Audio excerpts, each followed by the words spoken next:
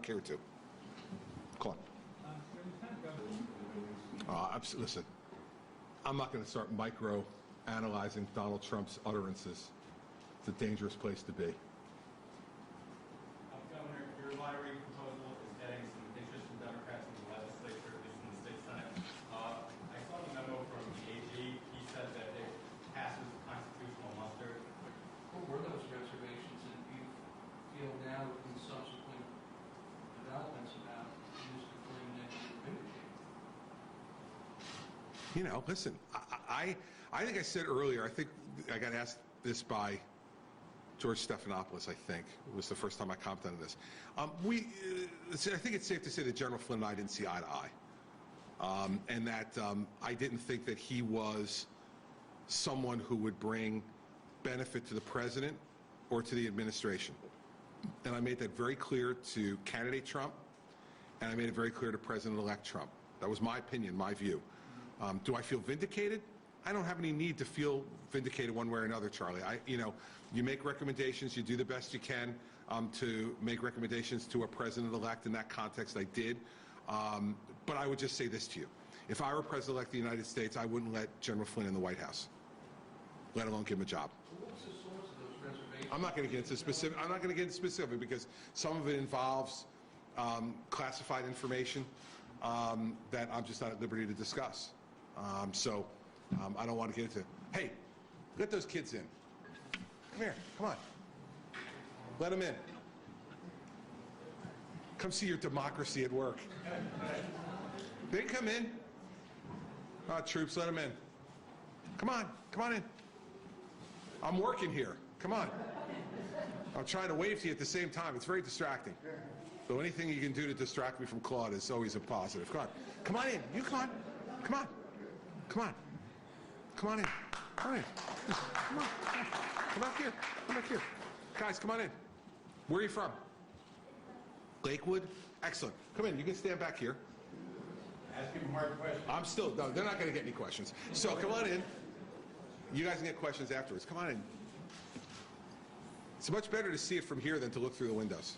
Come on. You can gather around. There's more room over here. Come on. All right. You guys, come on. You come on up. All right. So I'm just taking some questions. I saw you guys out there, but I'm going to continue to take questions. And if you think any of my answers are wrong, just like pull on the back of my jacket. All right? I'll stop. Other questions, guys?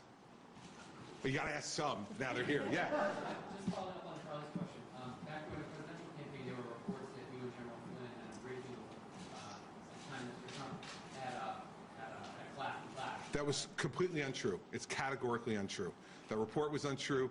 General Flynn and I never had any conflict of any kind. Verbal, nonverbal, metaphysical, none, during any of those intelligence briefings. So that was a completely wrong report. Did you say you wouldn't let him into the White House? That's what I said. Yeah, because he's not my cup of tea, Michael. I mean, if I were president, I get to decide who comes in and who doesn't. I mean, you could go on a tour if you wanted to. That's what I said. I said if I were president, I wouldn't have let General Flynn. Well, that's not my choice. It's the president's choice. Staff is staff, Michael. Remember, Donald Reagan got in a lot of trouble. Remember what Nancy Reagan said about Donald Reagan? He was too much chief and not enough staff. You're chief of staff, you're chief of staff. You're a staffer, you're not the principal. The principal is the one who gets to make those decisions. That's why I made the distinction the way I did. Yes, Claude? As a follow-on that, it has since come to light that General Flynn was under investigation while he was being considered for National Security Director. While you were running the transition, were you aware of the fact that he was under investigation? I was out on November 10th. No. Nope.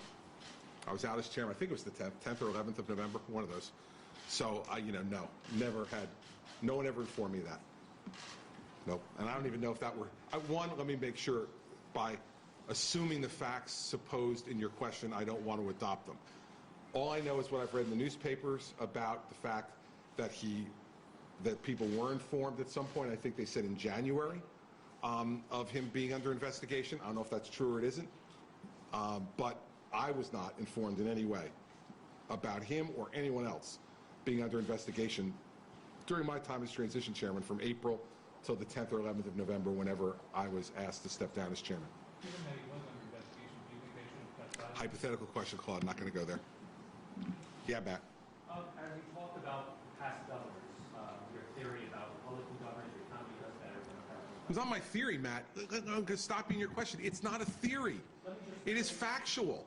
Let me just finish with, I mean, it happens that it